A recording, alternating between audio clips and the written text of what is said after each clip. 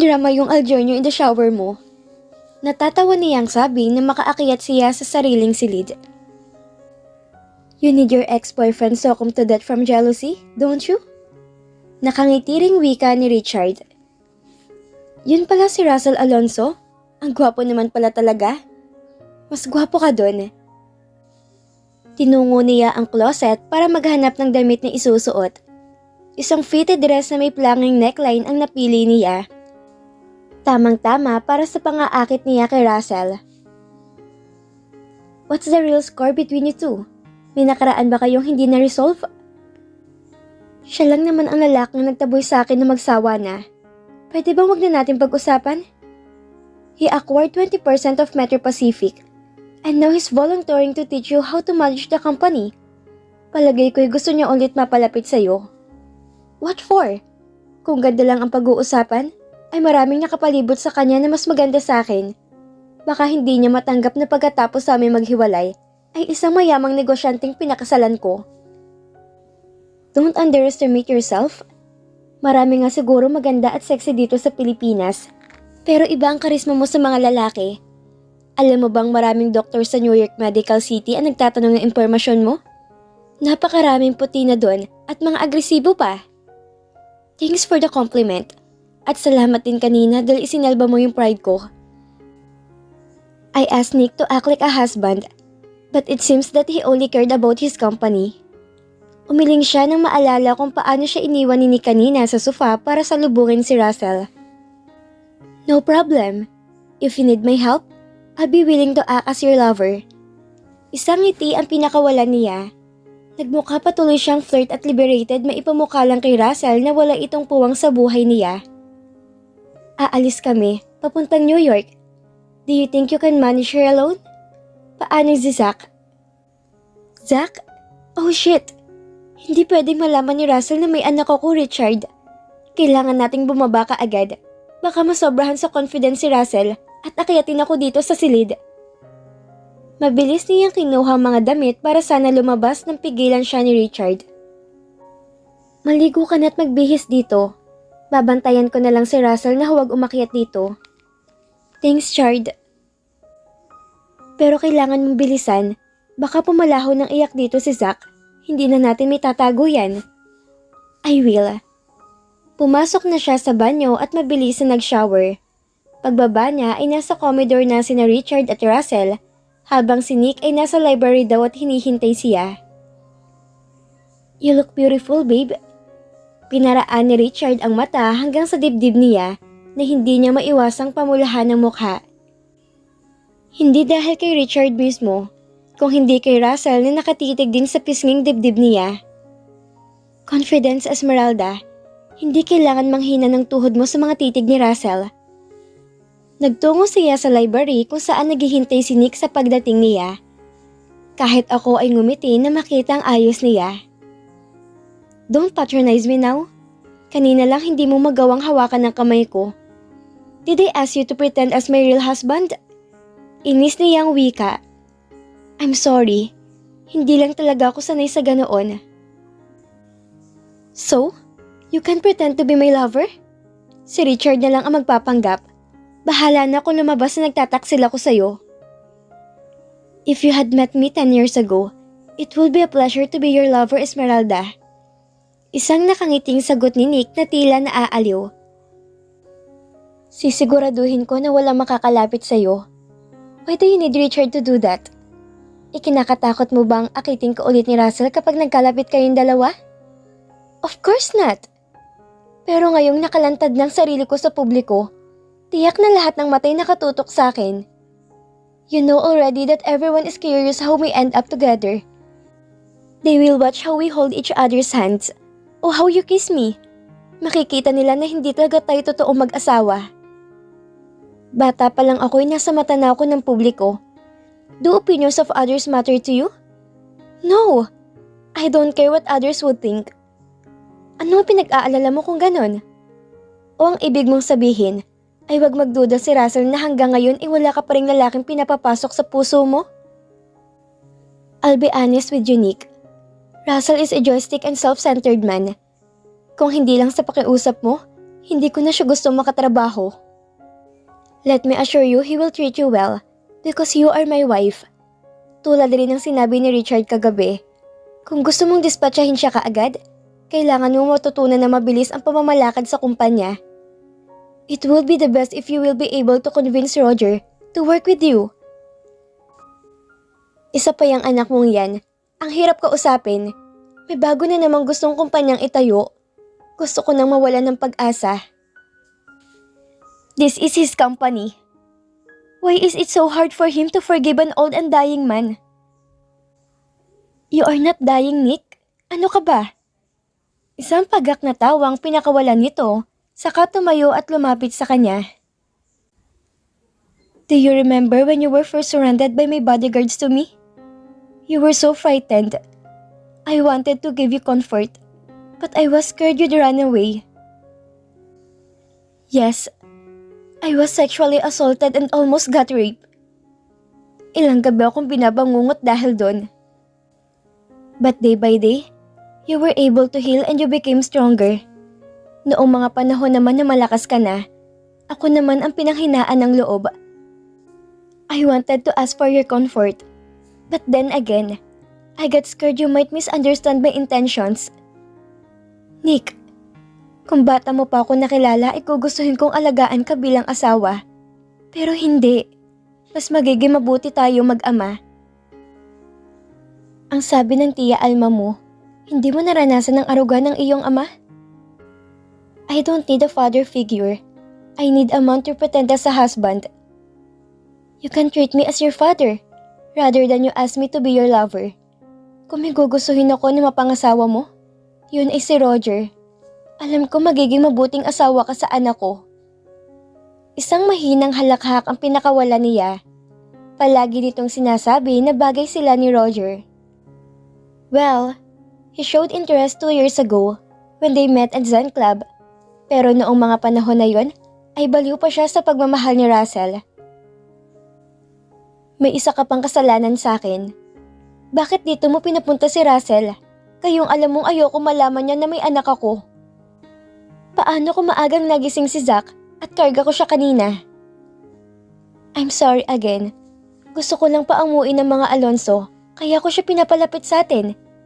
Ikaw ang hinahabol niya, hindi naman talaga ang kumpanya. At ipinapain mo talaga ako? Pag-aakusa niya kay Nick, ito naman talaga ang misyon niya, ang isalba ang Metro Pacific sa kahit anong paraan. I know you're smart, and you will not let Russell fool you again.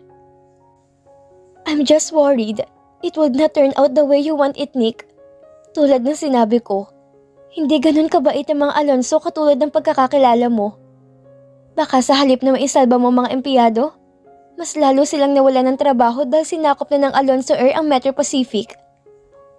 Isang malalim na buntong hiningang pinakawala ni Nick. It was just a desperate move I can think of right now. Nakikiusap ako ha. Huwag mong sukuan ang kumpanya. Use Russell to your advantage.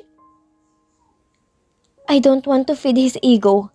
Hindi ko gustong ipamukha sa kanya na kailangan ko siya. Ikaw ang boss at siyang empleyado mo lang. It's up to you if you feed his ego or not. Kailangan nyo nang umalis. Kanina pa siya naghihintay sa'yo. Samahan mo ako sa labas na magkahawa kamay tayo, Nick. You have to act as my husband. Isang mahinang halakhak ang pinakawala ni Nick bago umiling. I don't need to prove anything to anyone. Go now. Tanghali na't naghihintay ng mga empleyado sa mga utos mo. Wala siyang nagawa kung hindi ang lumabas sa library na nagpupuyos ang kalooban. Paglabas niya, ay patungo naman si Russell sa kinaroroonan niya na tila naiinip na. We need to go now, Miss Gomez. May ipit na tayo sa traffic sa EDSA.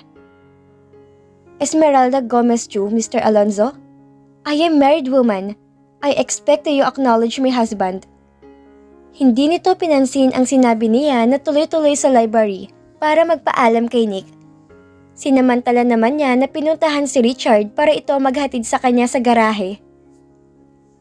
Are you sure you're alright? Nag-aalalang tanong ni Richard na makita ang inis sa mukha niya. Ihatid mo na lang kaya ako. Ayoko makasama si Russell sa loob ng kotse ng kamilang dalawa. I'll get my key. Wait for me here. Kinala niya ang mata sa hardin at doon pa lang niya nakita kung anong sasakyan ang dala ni Russell. Iyon ang gamit nito noong nagpunta sila sa Antipolo. Let's go, sweetheart. Hahatid ako ni Richard, Mr. Alonzo. Mauna ka na siguro. Nick needs his doctor. Aabalahin mo lang siya kung magpapahatid ka pa. Kahit kailan hindi ako abala kay Richard. Katwiran niya naman. Isang matamis na ngiti ang pinakawalan niya na makita na ang binata na palabas na ulit ng pinto. I'm sorry, babe. Nick was complaining about his knee at para daw siyang nahihilo. Nakita niyang lihim na ngumiti si Russell na ikinagigil niyang lalo kay Nick. Bakit parang ginagamit lang siya ng matanda para mapalapit kay Russell at magamit ito bilang tagasalba sa kumpanya? Tayo pa rin ang endgame, sweetheart. Tandaan mo yan. Nakangiti nitong bulong sa kanya bago hinawakan ang bewang niya.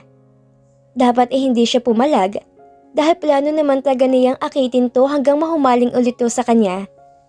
Pero gustong mapaso ng balat niya nang lalong idinikit ang katawan habang naglalakad sila patungo sa mamahalin nitong sasakyan. We also have our own driver, Mr. Alonzo. Hindi mo ko kailangan sunduin dito sa bahay ng asawa ko. Wika niya nang paanda rin nito ang sasakyan. May mga mahalagang bagay kaming pinag-usapan ni Nick bago ako magsimula sa Metro Pacific. After all, we're not strangers. Why shouldn't I take you out? Ano nga palang agreement yun ni Nick? Hanggang kailan ka papasok sa Metro Pacific? May sarili kang kumpanya para abalahin pang sarili mo sa kumpanya ng iba? Sa bintana siya nakatingin para ipakita na hindi siya interesadong tingnan ito. Gumagawa lang siya ng pag-uusap nila nang hindi naman siya mabingi sa katahimikan. Let's not talk about business yet. How are you? Pag-iiba nito ng usapan. Isang tipid ng ngiti ang pinakawalan niya. I'm fine. Pero hindi ko rin gustong pag-usapan ng personal kong buhay. What would be your role in the company exactly? Tanong niya. Nagkibit-balikat naman si Russell bago bumaling sa kanya. Dala ang mapungay na mata. Your employee. Ako naman ang magiging secretary mo ngayon. Sekretarya? Alam mong wala pa akong ganung alam sa pagpapatakbo ng kumpanya. May sekretarya bang mas marunong pa sa amo? Nick doesn't want to give me any position in the company, sweetheart. So, I will just remain a regular employee. Pero ang bili niya turuan kita kung paano mag-manage dahil wala siyang ibang aasahan kundi ikaw.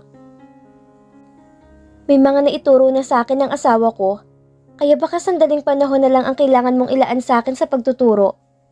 1 week, is that possible? Wika niya na isinandal ang likod sa upuan ng kotse at pumikit. Gusto niyang ipakita na hindi siya interesado makipagkwentuhan dito. So, Richard is Nick's doctor. Matagal na ba siyang nagtatrabaho sa tatay mo? Nick is my husband, Russell. And why are you asking about Richard? Magkausap kayo kanina. Bakit hindi siyang tinanong mo? Isn't he married? Kasama niyo rin ba siya sa bahay ni Nick? He isn't married and has no plans to be. Sagot niya naman na mukhang walang balak tumigil si Russell sa kakatanong tungkol sa batang doktor. Masaya na siya na kami ni Nick ang kasama niya. You have a separate room with Nick. Is it true that Nick is taking medication? Noon pa nababalitang may sakit siya pero walang kumpirmasyon.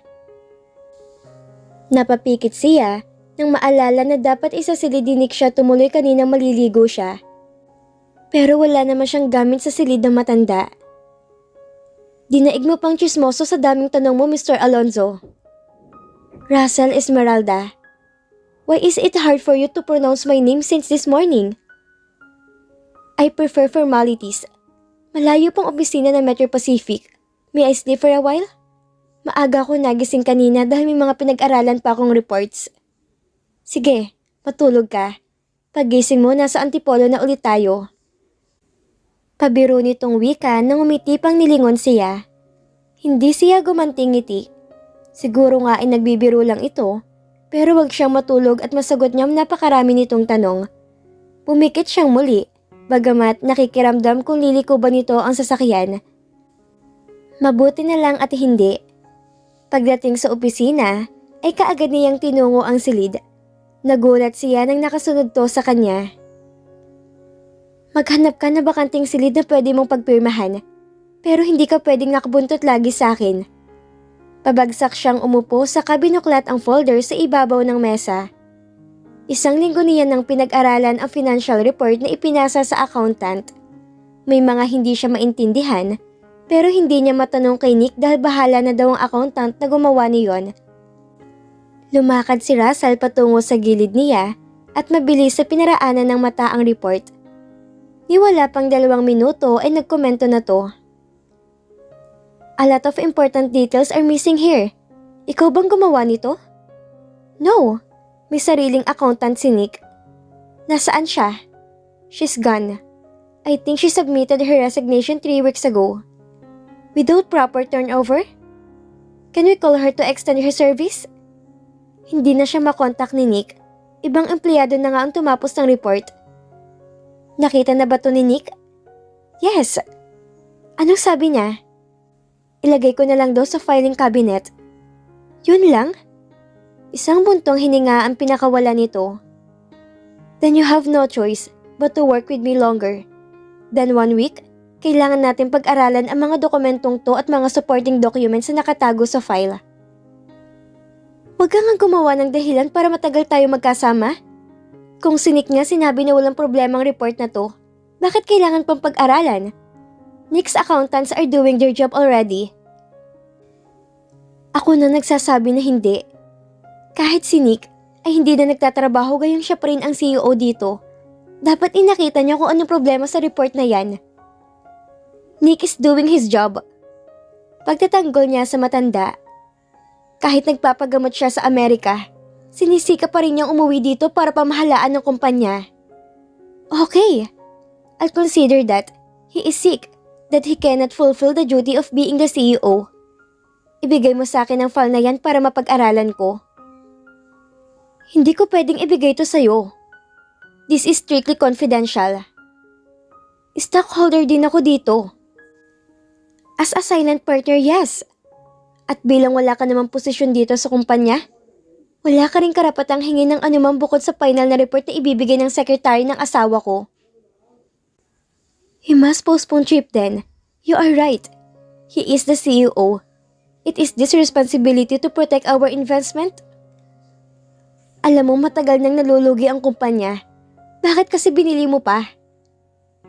Because I want to be with you. Inatras niya ang swivel chair bago tumayo para iwasan si Russell. Tumayo siya sa sulok saka tinanaw ang matatayog na building. What for? Because I misjudge you. Isang mapait na ngiti ang kumawala sa mga labi niya kasabay ng pag-init ng sulok ng mga mata. Bakit ba iniwan siya ni Nick na mag-isa ngayon dito? Kailangan tuloy niyang harapin si Russell at ang anumang pag-uungkat nito sa nakaraan nila. Pero hindi niya kailangan maging emosyonal. Hindi nito kailangang malaman na minsan sa buhay niya ay iniyakan niya ito ng mahigit 1 linggo. Alin doon? Na kaya ako lumapit sa'yo dahil gusto ko makapag-asawa ng mayaman? You did not misjudge me there, Mr. Alonzo. Naghahanap naman taga ako ng mayaman para hindi ko na kailangan magtrabaho.